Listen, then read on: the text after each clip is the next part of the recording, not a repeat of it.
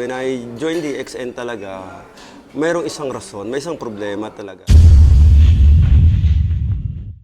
Which is financially, in reality, lubog sa utang. And isa na tayo doon. So, nabigyan tayo ng pagkakataon na nakita natin itong DXN at yun nga, tinarbaho natin. In just a matter of 3 months time, no, nagkaroon kami ng free grocery. No? I'm PSMS Hamid M. Balimbingan, taga Quirapao City. Presently, I'm the Deputy Chief of Police ng isang municipal police station ng Lanao del Sur. 16 years ago, no, I was invited by my second cousin in the name of Bing Saludsong Nur. Shinare niya sa akin ang idea. Bumatak naman sa isipan ko at puso ko na talaga na pwedeng-pwede kong gawin kasi ang sistema napakadali at napakaganda. So, yun yung nag-trigger sa akin until such time na may nakita ako na isang sundalo na talagang nag-present sa amin, mas lalo akong nainganyo. And then, in that day, actually, nagpasok ako at nag-join ako sa DXN. When I joined DXN talaga, mayroong isang rason, may isang problema talaga, which is financially, dahil alam niyo naman na karamihan ng mga empleyado sa gobyerno, no, sa katotohanan, in reality, lubog sa utang. And isa na tayo doon. So, nabigyan tayo ng pagkakataon na nakita natin itong DXN at yun nga, tinarbaho natin. In just a matter of 3 months time, no, nagkaroon kami ng free grocery. And then in a matter of siguro mga 7 months, nagkaroon ng punto na umakyat ang income namin into 5 figures, which is isa yun sa pinaka-importanting bagay o nangyari sa buhay namin ng partner ko. Kuya, question ko lang po. Sa dami-dami ng mga negosyo na pwede natin gawin ngayon as police, bakit po DXN? Actually, kung sa negosyo lang, nag-open ako ng isang traditional store, pero napakalayo dahil napakabigat yun at napaka-complicated. And at the same time, it needs a lot of capitalization and a lot of manpower, etc. among others. Sa DXN, napakagani. You are just changing the brand of the product at home.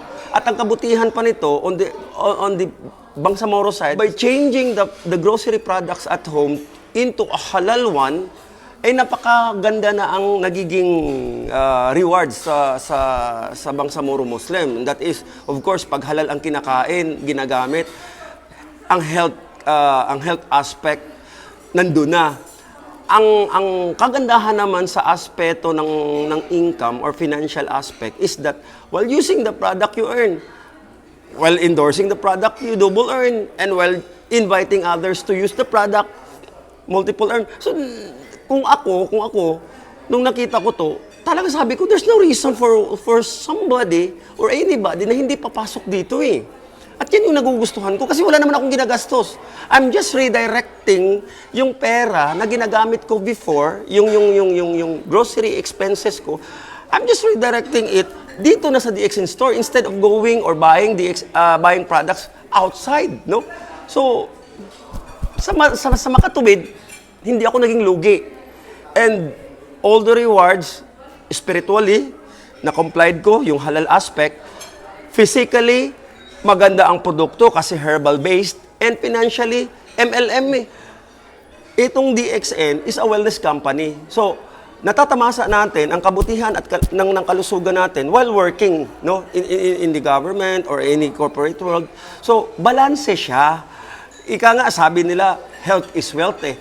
So, kung isang aspect lang titingnan natin, magpaparami ng pera sa isang organization, sa isang agency, kung yun lang ang habol mo and you're sacrificing your health, hindi balanse yun. So, ang kagandahan ng DXN, while doing my work bilang isang police officer, while doing my work bilang isang government employee, naging balanse siya.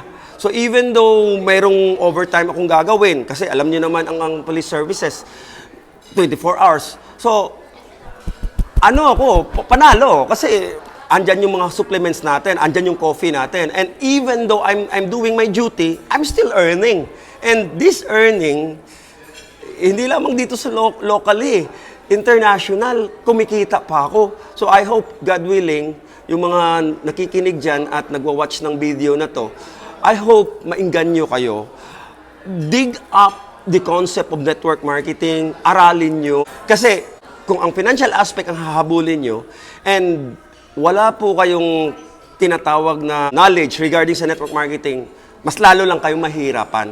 And then have a good mentorship kung sino man yung nag-sponsor sa inyo. Magpaturo kayo. Huwag kayong maging acne. Siyempre, it's a new world, it's a new area. No? Hindi ito area ng police services. Network marketing to. So, better doon tayo kumuha ng kaalaman sa mga may alam na talaga, sa mga mentors natin. And hopefully, aasenso ka rin, partner.